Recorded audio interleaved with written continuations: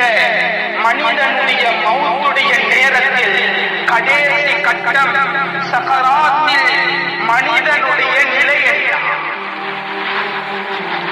உலகத்தில் நன்மையை செய்து வாழுகிறாரா? அல்லாஹ்வுக்கு பொருத்தமான முறைகளில் வாழுகிறாரா? அல்லாஹ்வுடைய கட்டளை எடுத்து நடக்கிறாரா?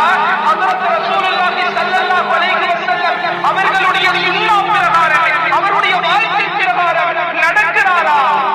இவருக்கு சக்கராத் லேசாக்கப்படும். அல்லாஹ் மலாயிகாமார்களை இறக்குகிறார். நாஷிசாத் என்ற மலக்குமார்கள் பூமிக்கு இறக்குகிறார்.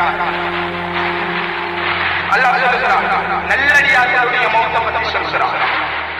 இன்னல்லதீன காலூ ரப்புனல்லாஹு ثم استقاموا تتنزل عليهم الملائكة ألا تخافوا ولا تحزنوا وأبشروا بالجنة التي كنتم توعدون.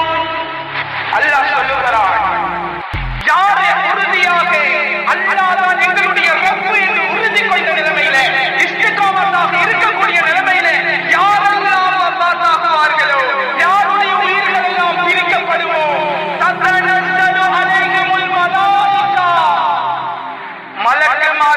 மலக்குமார்கள் கோர்வையாக இறங்குவார்கள். கோர்வையாக இறங்குவார்கள்.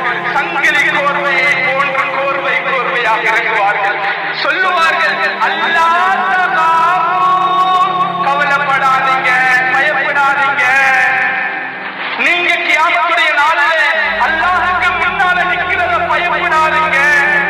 நரகம் கிடைக்கும் என்பதை பயப்படாதீங்க. உலகத்துல நல்ல முறையில் வாழ்ந்தீங்களே, அல்லாஹ்வுக்கு கட்டுப்பட்டு வாழ்ந்தீர்களே, பயப்படாதீர்கள்.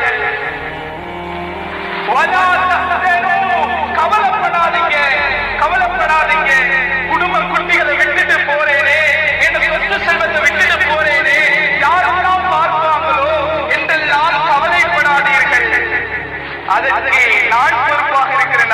அல்லாஹ் சொல்லுகிறார், وَأَبْشِرُوا بِالْجَنَّةِ الَّتِي كُنْتُمْ تُوعَدُونَ. வாக்களிக்கப்பட்ட சுவர்க்கம் உங்களுக்கு கிடைத்தே தீரும். கண்ணியமானவர்கள், ஒரு நல்லடியாருடைய ரூஹை கைப்பற்றக்கூடிய நேரத்தில் நாஷிசாத் என்ற மலக்குமார்கள் பூமிக்கு இறங்குகிறார்கள். அதில்